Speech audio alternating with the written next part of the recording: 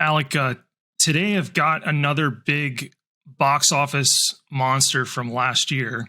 That's kind of been a theme for us this season, is talking shop on a lot of the bigger blockbuster pictures from 2022. So today is the follow-up to the smash hit Black Panther. This is Black Panther Wakanda Forever. And so I want kind of your initial impression of the sequel. Started off moving. The first, like the intro part where they're, with T'Challa's death and kind of how they handled it, really powerful. Really, really liked it. However, once they kind of got into the main part of the story, it didn't lose me, but it became not as interesting. This movie is definitely highly flawed. It's hard. I mean, Black Panther is one of my favorite Marvel films. It's easily my top 10 of Marvel films.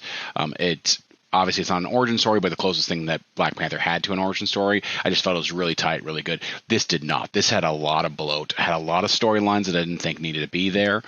I also really didn't like the whole Namor that storyline built in here. I like Namor. I liked that idea, that culture, but it just kind of felt weird having these two cultures kind of fight each other. Was like, why are we having the two oppressed cultures, battle it out for supremacy, or whatever, or these kind of things. Like, why didn't they team up though? Whatever. It didn't pull me in. Like, outside of like what I think 2/3 of the way through Angela Bassett's little like speeches or whatever and things of that stuff, those kind of things, that was really good. But really for me, it was all like the first 20-30 minutes of it. I was really into it, and then the rest of the 2 hours I was like, okay. I mean, again, not bad. It's not a DC film, but it's definitely going to be in the bottom half of my MCU films. So you? Yeah. Gosh, I felt like the writers, directors, producers had this really tough task ahead of them of feeling obligated to honor Chadwick while creating some piece of continuity to get the story pushed forward. It's clunky. Yeah. I think as a in memoriam to Chadwick, I think it's largely successful. I think those emotional beats resonate, but I'm with you. I think the central portion of the story involving the other central characters is long. It's bloated. Mm-hmm. I mean, the movie has a 2 hour and 40-minute runtime. I don't feel like that was appropriate. It just really drags in places. And then, am I in the minority here? I really wanted Lupita Nyong'o to be Black Panther. I like Letitia Wright. I think she's a fine actress, but if I look at the star power coming into this movie with what Lupita has done since the original Black Panther, her star is so much bigger at this point that to me, that made the most sense to have her carry the mantle. I mean, and I hate saying that because I don't want to take anything away from Letitia Wright, but I kind of came away from that going, oh, I really wish she was Black carrying the mantle right now instead. Cause it felt like, and this is spoiler heavy. Yeah. I think for me to discuss this movie properly, it's just going to have to be, I think we're going to have to spoil stuff. But I looked at where the movie was, the narrative was from the start, and then where it ended, and just not enough took place. Like, like Namor's still around. He's still a bad guy. His intentions are still bad. That would even say bad guy, like the anti-hero kind of a situation. Yeah, but he's using, he doesn't have a true alliance with Wakanda. Yeah. He's using them just like he kind of always was. He's just selfish and cares about his own And people. then they do that mid-credit reveal that T'Challa's son is, alive and well, and he's you can tell where Marvel wants to go with this. That we get probably the next movie is Letitia Wright and then an older version of T'Challa Jr. basically. And they're probably going to want to hand off the torch then. I came away from this wondering if this might not have been executed better as a limited series on Disney Plus. Like everything that's in this. Letitia Wright's character, Shuri grieving, the grieving process.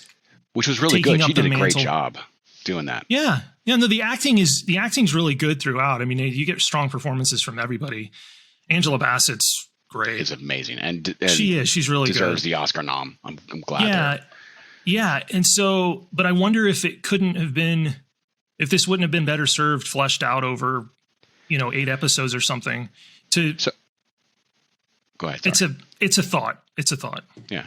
See, I totally get where you're coming from. For me, I'm like, let's excise Namor. Let's excise Riri or whatever Iron Man wannabe. Not wannabe. I know she's a comic book character, but the Iron Man 2.0 something character out. Get those storylines out. They didn't add anything really to it. Obviously you wouldn't have a lot of this movie, but instead of this looking outward, kind of continue to look inward of like, how is this culture, this kingdom, like dealing with this, like have a little bit more kind of, not infighting, but kind of have a little bit more just focus. It could be a small story. It doesn't need to be this huge gargantuan story. Have it be a movie about loss. Have it be a movie about how this come and handle and how they're dealing with these, like the whole, like other nations trying to find vibranium. That would have been far more interesting. Like I'd be perfectly fine with Martin Freeman's character, and Julia Dreyfus' character, kind of, and different cultures and how they're fighting that. Take away those other two. We don't need those. Maybe introduce Riri, but keep out Namor, or take out all of that and put in Namor. Like I feel like they wasted Namor on this movie, to try to fit it in, bring in another bad guy or whatever, another culture, when it could have been a lot more powerful just about loss and grief. I don't know exactly what the story would be like, but Dylan, going to what you were saying, I'd also really wanted Lupita to be Black Panther. And in second place, I was really wanting Winston Duke, who plays M'Baku, to play. Cause I could just watch that guy all day long. Like he's so good. He's fantastic. So yeah, he's awesome. So like those, like, and while Wright is, she's a great actress. She did great in the role. I really felt the grief, really felt that. I just don't feel it for her character. Her character was not against the Black Panther, but kind of more like, I've got more important things to do. And I guess you could say this is kind of about stepping up, doing your duty for your country and those kind of things. But when you could also be about that kind of grieving process of like, maybe this, isn't a passed down through family lines royalty. Maybe this is something else, maybe this is like, we are a people, we are a culture, who is the most among us. So I would have really liked Lupita to be it. I really would have loved Winston Duke. Heck, I would have liked Denai, who plays Okio or whatever. What, like, she's been like rock solid through all of it, like just like serving the throne. Like I would almost be like, she should be the next Black Panther. Like, well, especially if this is going to be somebody that's kind of temporarily carrying the mantle for a time, which, like I've mentioned earlier, that feels like where this is headed. Yeah. And the question I think is, do they make Shuri, does she somehow become villainous and kind of impedes T'Challa II from taking the throne? Like, I think there's potential for some nice conflict there, kind of interfamilial conflict again, like the first movie had. They've got a lot of places they can go with this, and it made plenty of money that we are going to, obviously, we're getting a sequel. They even put it at the post credits, Black Panther will return. So we're getting something. So I think they've got some nice places to go, but there's long stretches of this movie that just drag. Yes. Really bad. Anything with more of the grieving process, like you said, is stuff that works. As a drama, it works really well. As an action adventure film, I find it really lacking. Well, the final. Oh, sorry. No, go ahead. The final third action sequence, the big tentpole, like, let's fight on a boat, all this stuff. I was bored. Like, so was I. Not bored. Maybe I'm bored. just didn't care. Like, one, because I'm like, this whole like this huge army, like Namor supposedly has this huge army that's bigger than Wakanda's. Like, but why it wasn't. Are you it was like 100 people. Yeah, like it wasn't. Yeah, it was frustrating. Like, it fell forced. Now, granted, some of this could have been vastly different if T'Challa was still there. Like if they still had the old storyline. Like, it could have been a much better film, because the first one is solid. It's solid movie. It's not the best Marvel film in my opinion, but it's definitely a solid. No, but I put it in the upper crust of the MCU standalone movies. I mean, it definitely, as far as the first entry, Black Panther as a first entry was way better than like Thor. Oh yeah, well, because again, one of the great things, well, with Thor, it's the same thing, but like some of the other origin stories, it's the storyline is contained. It makes sense why all of these other superhero characters are not coming into fight. Like in the first Black Panther, it's all super contained. It's all just within Wakanda, them kind of doing the Civil War, and like that, seeing some of these other things where these other origin story movies where it's like, oh, the world's going to end. I'm like, well, why is it just you? Like, how could none of the other superheroes have gotten there? So I felt like, a grieving more, like it doesn't need to be this tentpole action. I know probably that's what a lot of people watching Marvel films would want, but like let's do something different. Let's just let's try something else out. Like, let's expand what Marvel films can be. Comic books are that way. Every comic book didn't always have the most actionable sequence. I mean, like, they had to build up to something, and sometimes you focused on grief or you focused on this.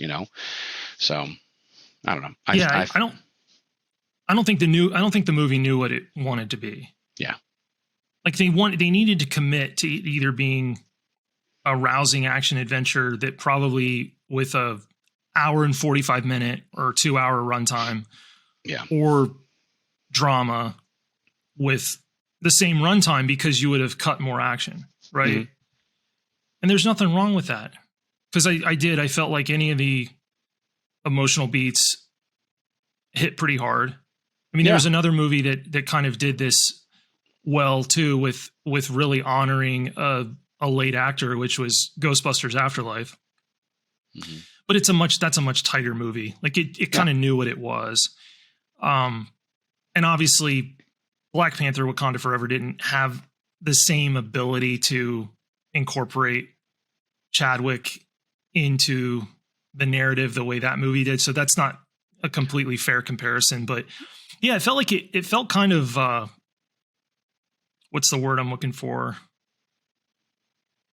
It's just sporadic, like it jumping from the action adventure, and then the movie completely like just wastes Martin Freeman, and like they might as well not even be there. They don't advance the narrative at all. Like it's cutaways to them occasionally to just kind of keep them in the mix. But there are 2 or 3 narratives in this that really are dead end. They just don't go anywhere.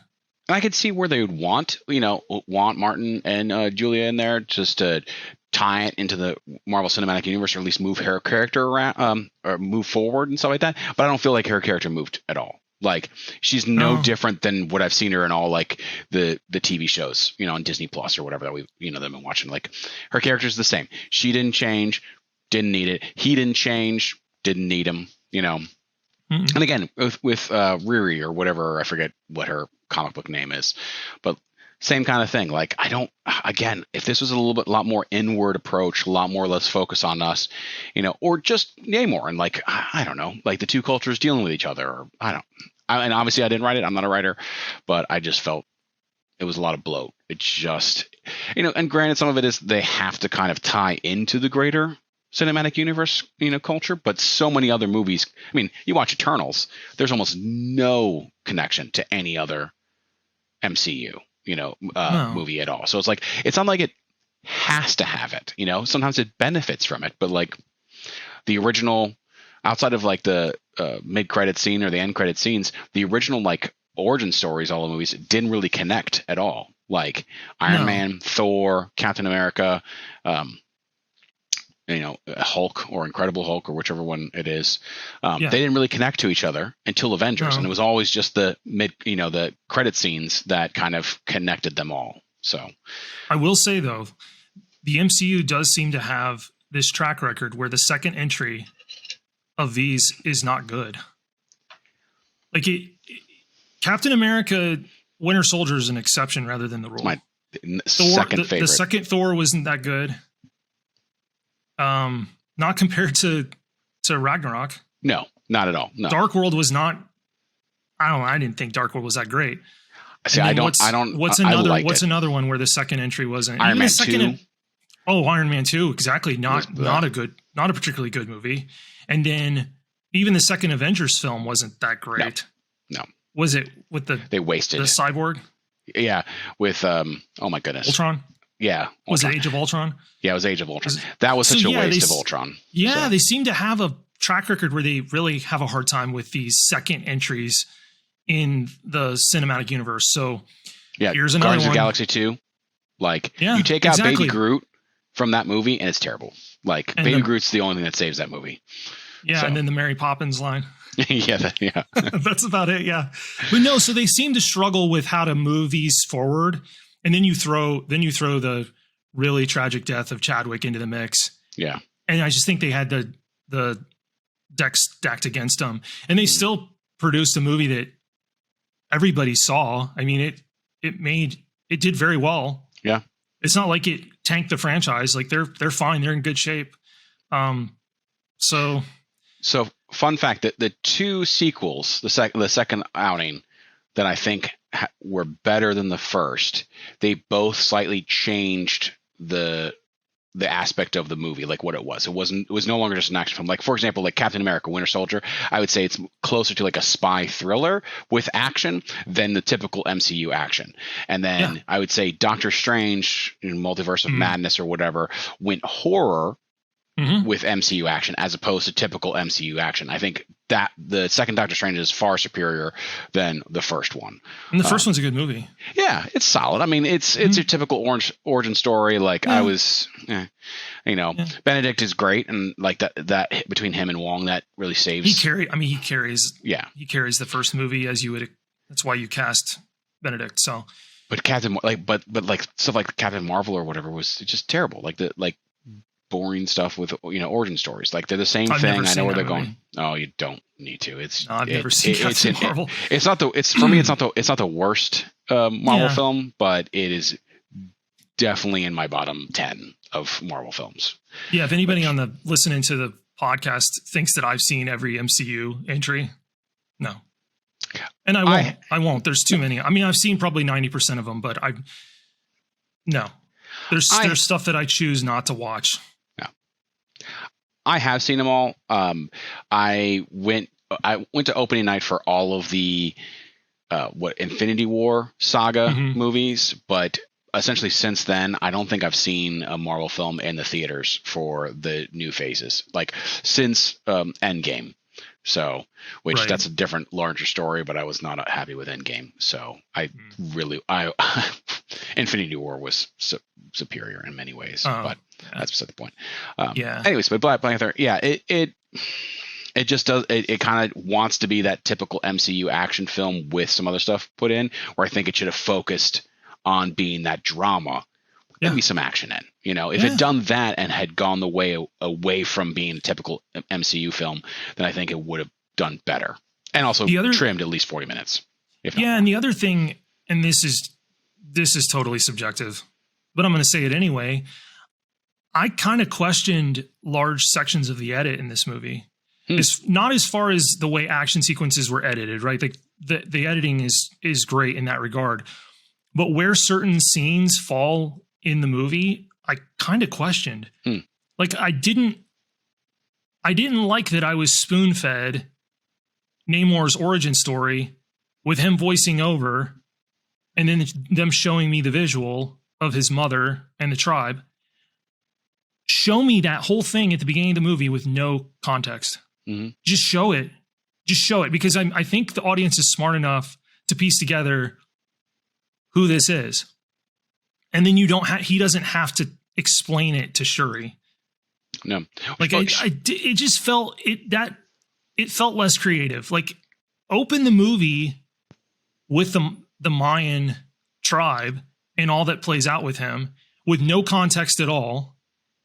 And 20 or 30 minutes in, I'm going to put 2 and 2 together. Mm-hmm. But the whole show me, don't tell me, which I believe in film. Yeah, I think that actually, as you're talking about it, making me think, like, I think that's a brilliant idea, putting that in the forefront. And then right after that, you have the Americans drilling for vibranium. And so then you open him up as like, here's his origin real quick. And then like, here is the story of, here's the villain beginning or whatever, why he's the bad guy, and then cut. It's a thought, but it also opened really well. Like, well, I don't know, like T'Challa dying, yes, it was powerful, but I think for me it really hit like that the first, I rewatched like the first 30 minutes before we were talking about this. I think I watched it yesterday or the day before, and just to kind of remember, and I was like, the actual like funeral scene is really powerful, but I remember correctly, like the whole stuff with Shuri right at the beginning of him dying actually didn't hit for me. Like, it wasn't until like they are celebrating his life that I was really like, oh, okay, yeah, he's gone. It was too early. I mean, I think the moment where it really kind of is more impactful is you see that piece of like street art of T'Challa on the wall. Kind of during or after his funeral. It's when they're doing the parade through, but the reason the scene doesn't hit as hard at the beginning is because they don't ever show Chadwick. Yeah, like there's no visual, right? It's just it's the DNA kind of hologram and her trying to come up with a solution. And it's not as impactful. I think that scene. That whole scene in the open of her failing to save him could have been used in an intercut later in the movie with something else and would have felt more powerful. Almost like at the funeral or something like that. Like as she's hearing him talk, she's reviewing how she failed. Yeah, that's perfect. You know? That would have been perfect. Yeah. We should have made this movie. We should have made. I should have made the movie. No, it's easy for it's easy for us to sit back and judge from my armchair and armchair quarterback here, quarterback this movie. But that's just a thought. Yeah. It's just a thought that some additional intercutting would have played better. And no, I have no problem saying this movie was made by people infinitely smarter than me. Mm-hmm. But it doesn't, it's just a thought. I felt like there were emotional beats that hit. Most of them did hit where they wanted them to, but a lot of them, and then anything in the kind of adventure narrative I didn't care. Well, and also I think, how kind of going back to what we've touched already on previously, but how much leeway was Ryan Coogler given, as well, or the creative team behind Black Panther? Like, did they have as much, interference from the main Marvel cinematic people, or were they kind of like, hey, you did great in Black Panther, just go to town, and so no one was challenging them of like, this doesn't feel right, So I hate doing a ton of conjecture, but my guess is with Chadwick passing that this thing was handled with kid gloves the whole time. Yeah. For fear of, I don't know, fear of what? Because when you have that many people involved that worked personally with him that are devastated at his death, the idea that any of those people would create something of poor quality is a baseless fear. Yeah. But you can overthink this stuff in trying to make it this perfect film, perfect memoriam to him. And I think I'm repeating myself again, but I think they got that part right. Yeah. I think they should have just focused more on that the whole time. Because when Letitia Wright's crying, like anytime at the end when she's releasing her emotions and finally grieving him, like I full well knew that she's not acting there. Mm-hmm. Yeah. Like she's not. She wouldn't have to. She worked with him. It doesn't take an actor long to get into that headspace of somebody that they've actually lost. Yeah. So that hits. But should have just been more of that. Not this weepy movie, but just more of how do we process grief as a family when it looks like the odds are just really against us. And there are shades of that in the movie where it really works, but it's too bloated and they cut away from that too much for me to get completely invested the way I wanted to. Yeah. Yeah. And then if we just had more Winston Duke as M'Baku, because that Winston Duke's the man. Dude. I don't know what they need to cast him in away from this, but he needs to be in something pronto. Yeah. I don't know what. He's awesome. He's tremendous. He's funny. Like he's charismatic. He's got that presence. Like when he's on he screen. Does, and it's not like, that it's not just that he's huge. Like it's not literally that he's just a mountain of a man, which he is. Yeah. Yeah, he's 6'5". Man. But it's not just that. Like he oozes charisma, and he needs to be in something away from the MCU. Yeah, I think he could lead something too. Like I think he could power a vehicle of a movie of some kind. I think so. Yeah, I mean, we've said it once. We'll say it again. The performance and the acting talent on hand is strong. Yeah. The problem is there's just too many characters. Like, there's just too many. Because I agree with you. Who is it? Riri? Yeah. Riri feels like she just should be rolled into another character. Yeah. Like and it was nothing about her performance. Like Dominique did a fantastic job in that. Well, they fooled me for a second because there were a few minutes in there where I thought she was going to be the next Black Panther. And I think that was done on purpose. They kind of got me there. I thought, well, is that who's going to take the mantle? But I don't think that was ever the intent. Yeah. But you have any parting thoughts on this? No, just another. I wouldn't say miss, just not another hit from Marvel. I'm going to continue to watch them. I'm going to continue to see what's going on, but it definitely didn't make me. What didn't wow me? I didn't walk away like seeing Winter Soldier or the first Avengers or Infinity War or any of those. So no, yeah. But it did buy them. The narrative can go forward, and yeah, I think now that expectations have kind of come back down to earth, that they hopefully can create something really special that's got Black Panther 3 or whatever the subheading is going to be. Well, we'll wrap it up. I thank everybody for watching and tuning into another episode of Cinema A to B. I do want to encourage anybody that would like to kind of keep tabs on what we're up to follow us on Instagram and Facebook. It's going to be at Cinema A to B. And then the only place you can actually watch us is YouTube. That's at Cinema A to B as well. If you like what you've heard, I encourage you to subscribe. And most importantly, I love when folks comment on YouTube and kind of give their take on these shows and movies that we're talking about. And how we're wrong. Because that's one of our main goals here is just kind of build another online community here of film lovers, which we all are. And so thanks for checking us out. Too seriously. Yeah. Oh yeah, no, for sure, for sure. Thanks everybody. All right, everybody.